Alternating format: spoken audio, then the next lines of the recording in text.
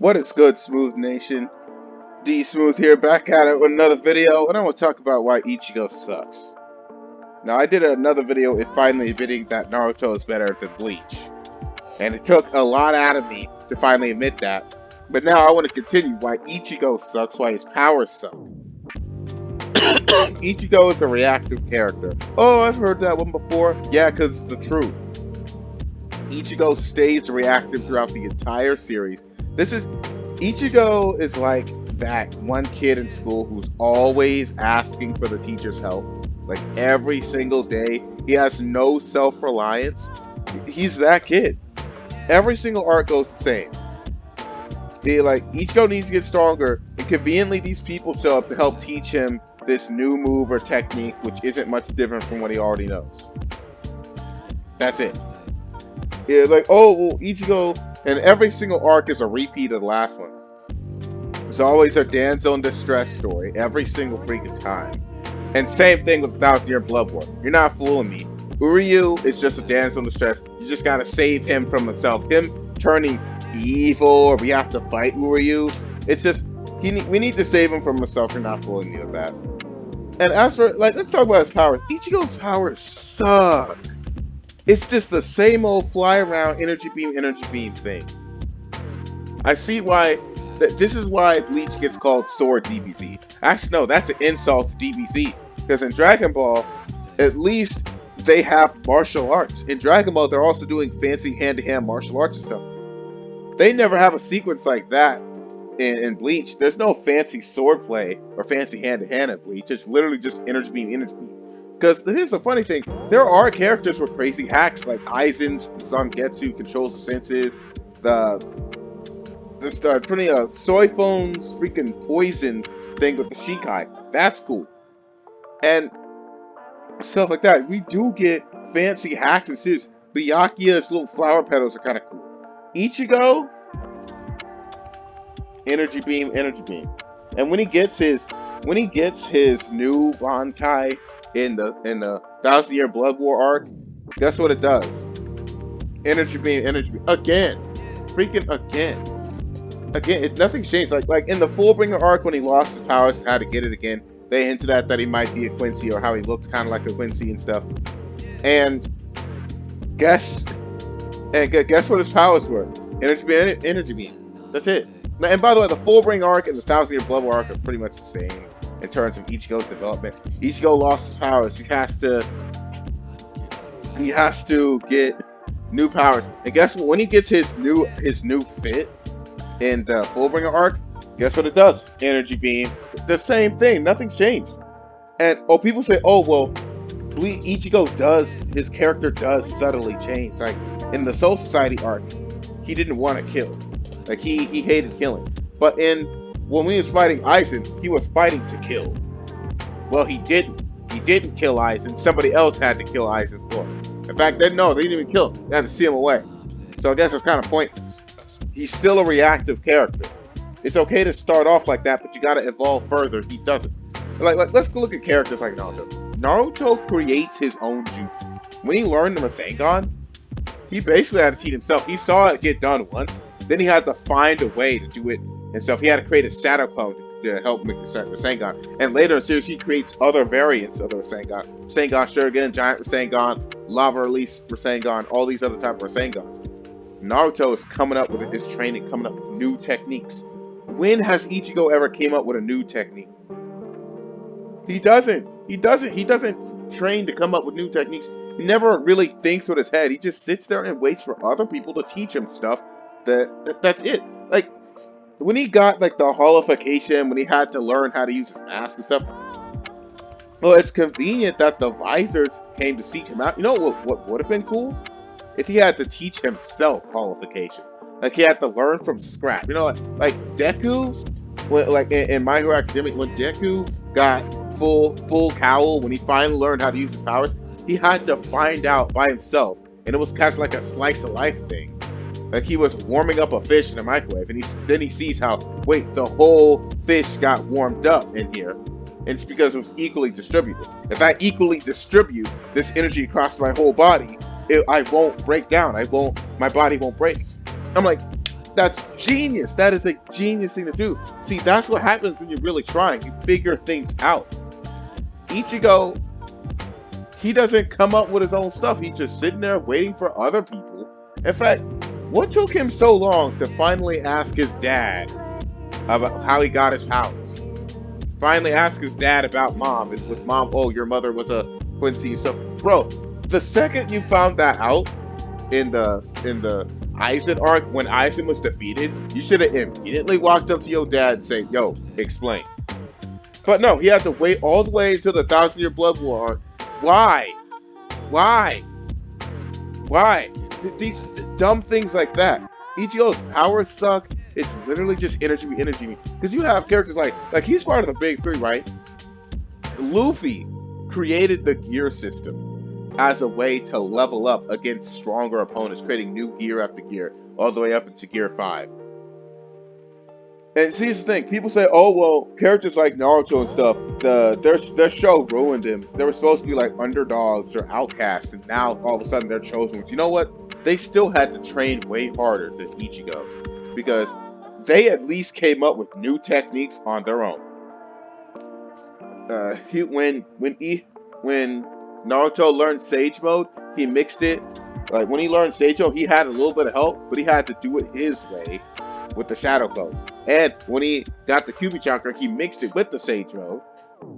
So that's being inventive. That's being creative. When Ichigo gets his power, it's always, first of all, it's always the same energy beam, energy beam. Not even like a variant. There's no variants of Getsuga Tenshos. They're all just Getsuga Tenshos. That's it. And when he gets his Bankai, oh, he's faster. That's it. You know, that's a good start. Because, well, it's a new Bankai. It's not massive. Then you're going to get some new abilities. In fact, you know what makes sense? Why don't you walk up to Soul Society and ask them to teach you the Hokkai things? Not Hokkai, the Keto techniques. Ask them to teach you magic spells and stuff, and try to find one that matches with your style of combat. But no, none of that. It's the same energy beam, energy beam, energy beam thing. The mask, when he gets his mask, nothing changes. Same energy beam, energy beam. Oh, but it's black now. So, still just an energy beam. At least in Dragon Ball, when Goku learned Kamehameha, he created variants. Like, there was a homing Kamehameha that followed you. There was a different type of Kamehameha where he shot from the feet and it propelled him forward. There was different variants of Kamehamehas. What variants of Getsuga Tenshos? There's blue and black, but they function the same. It's the freaking same thing. Ichigo's powers suck. He sucks as a character. He's just reactive. They hype him up. Now you feel like number one. He has more plot armor than anybody else in the big three. People say Luffy has more plot armor. No, because Luffy had to work and train hard and come up with new techniques. Ichigo, yeah, he trains, but he doesn't come up with anything new. The same thing. It's the same energy beam, energy beam. Ichigo's character development is minuscule at best. It's in Soul Society he didn't want to kill, and then against Aizen he fought to kill. And when he gets his, by the way, the Fullbringer arc and the Thousand Year Blood War are the same. And in Fullbringer he lost his powers in the fight with Aizen, and then he had to go meet with this new group of people again. Because every single arc's the same, and train under them and unlock these new powers, which are pretty much, which kind of look like Quincy's, which are pretty much the freaking same. They're still just freaking energy beams, not fooling me. And when he got his Zanpakuto back, guess what it did? Oh, it got a new design. But that's why I say the Fullbringer arc and the Thousand Year Blood arc are the same in terms of Ichigo's development. He got a new design in the Fullbringer arc, and a new design in the Thousand Year Blood War arc. And they both do the exact same thing. It didn't change. What has changed? Nothing. It's the same freaking moves. Like, you could at least add some new swordplay or something. Like, he has two Zanpakutos now. Like, technically it's the same, just split in half. And does he do any type of fancy martial art with the sword? Nah, not really. Not that. It just, his powers are lame. If I had to choose between Ichigo's powers and anybody in the big three, I'm choosing Naruto. Second place, I'm choosing Luffy. Because like the stretchy stuff, you can forget. Because Luffy, his power in of itself isn't that good, but he's got that creative mind. Ichigo doesn't show any signs of creative mind. Like I said, he's that kid in school who's always asking for the teacher's help. No self-reliance. He doesn't come up with new ideas, doesn't come up with new techniques. He's purely reactive, waiting for other people to teach him stuff. Oh, he got dog in him. That dog is not enough to carry this freaking franchise. Rukia should have been the main character. Rukia is more freaking proactive. Yeah. This is making me sick, bro. It's actually making me sick, bro. Ichigo's powers are freaking like his character. It's the minuscule character development. People have the nerve to say that Goku's development isn't the best. Which, first, like my criticism with Toriyama when it comes to Goku is that he's not upfront enough about what he's trying to say. Like when Goku became Super Saiyan, it's him accepting a Saiyan nature, and they don't bring enough attention to that beforehand. They don't draw enough attention to him denying his Saiyan nature yet. So, but and back to Ichigo, when he gets his new Zanpakuto for the fourth time in the freaking series, yeah, that he did it again in the Soul Society. Like in the first time he got his new Zanpakuto with Soul Society. Soul Society arc, and he got the Shikai form, which does freaking nothing. He went from a big sword to a freaking meat cleaver, and then the Fullbring arc, he went to a slightly different looking meat cleaver, and then in the Bankai, it's the same super small sword. And then in the 1,000-Year Blood War arc, guess what happened again? Guess. Just guess what happened. Guess. It just shoots energy beams. Now you have a big meat cleaver and a small meat cleaver. And then when he goes Bankai, he has one really big meat cleaver. And he still never does any type of fancy hand-to-hand with it. He doesn't come up with any new techniques. Learn some Kido moves. Like, if you're going to learn a new technique, learn a new technique that moves. In fact, I have a hard time believing that Ichigo is really a top-tier fighter. I really have a hard time accepting that.